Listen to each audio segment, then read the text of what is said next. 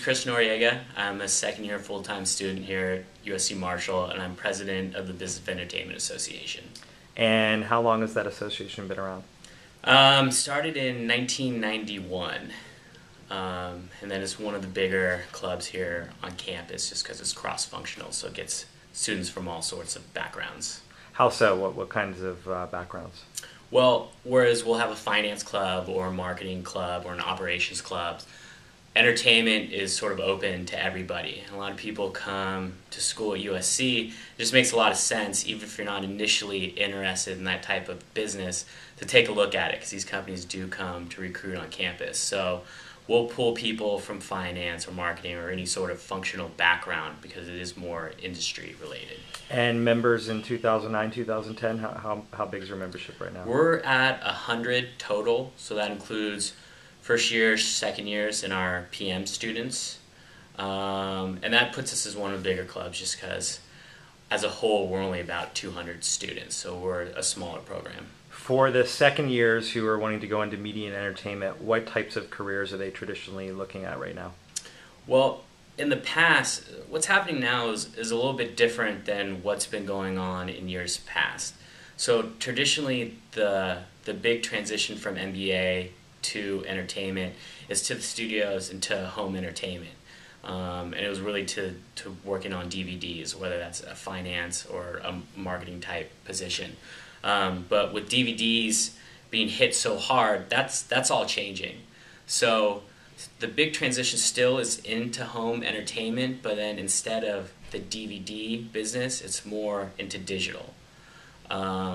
So that's sort of the big pull. And of course, that's not everything. People get into theatrical and television. I mean, there's so many different options.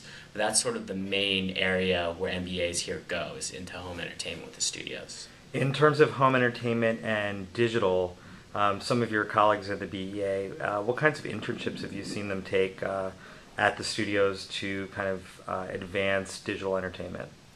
Yeah, we have someone on our board who was at Sony in the in the fall of this year, and he was in a digital marketing position, so it was for their theatrical releases.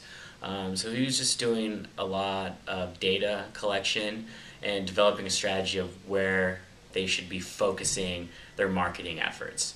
It was really interesting. It was around during District 9, which was a Sony release, so to sort of work on that digital marketing effort was a good experience. And then he's actually the same student is at Fox now in the spring, and he has a similar type position where he's doing digital marketing for the studio on the theatrical side. So you can get exposure to multiple internships throughout your program here.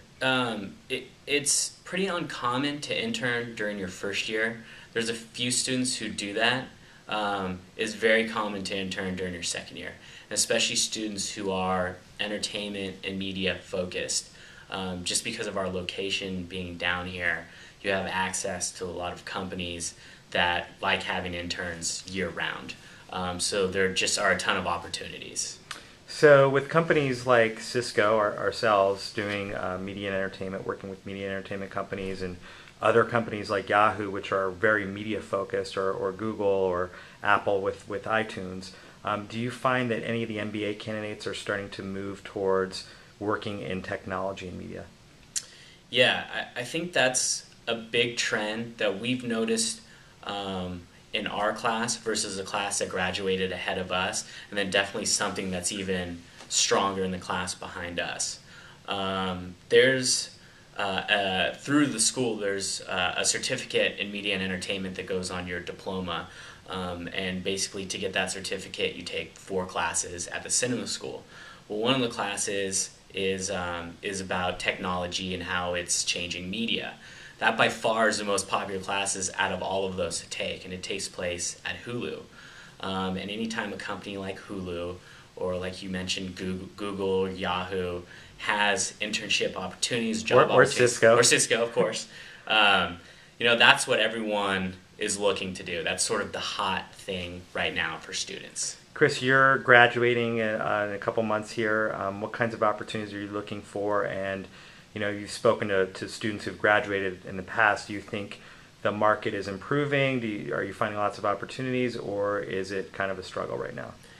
To be honest, it's kind of a struggle. I think it may be a little bit better for our class versus last year's class when they graduated, but it's definitely not. It's not easy, and that's something that's across the board too, regardless of the industry. But especially in media and entertainment, because again, like I had mentioned, with home entertainment, those positions just there aren't that many of them. So for graduating students right now, it's been a struggle.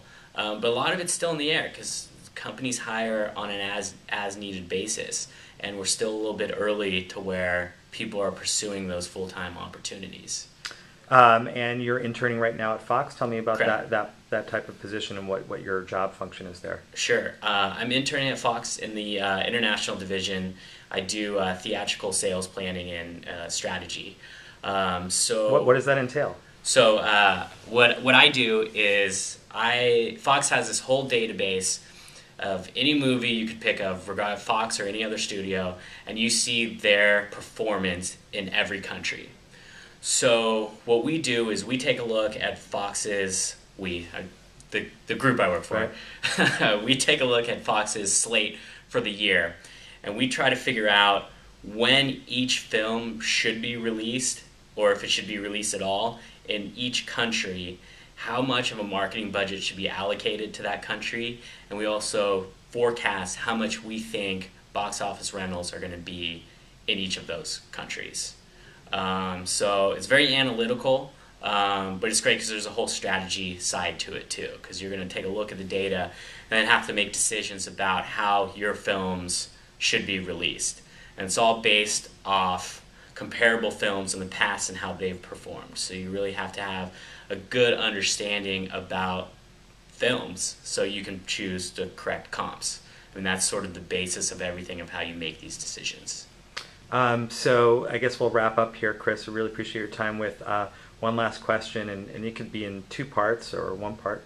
But in terms of media and entertainment and technology, and that could be on the web, or it could be a new technology like 3D, or it could be a web content thing like Twitter. But what are the most exciting things you've seen at the intersection of media, entertainment, and technology so far this year, or 2009?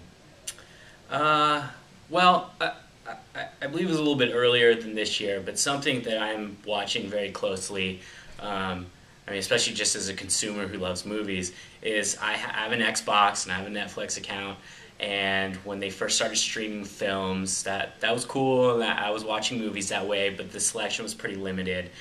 And really, as this year has progressed, I'm watching so much stuff through Netflix on my Xbox, and I'm basically not even using the DVD service as much through the mail anymore. And really what that means in the grand scheme of things as how windows close with how movies are released, I mean, that's very interesting to me. And I'll be very curious to see how soon new films are going to be released to stream instantly. And we might not be that far away before a movie's released theatrically, and the same day or not that far down the road, you can watch it in your home through an Xbox or whatever it's going to end up being. But that's something that I've been focused on that I find pretty interesting. Okay, so the collapsing of windows. Correct. Yeah. All right. Thanks for your time today, Chris. Thank you. Yeah.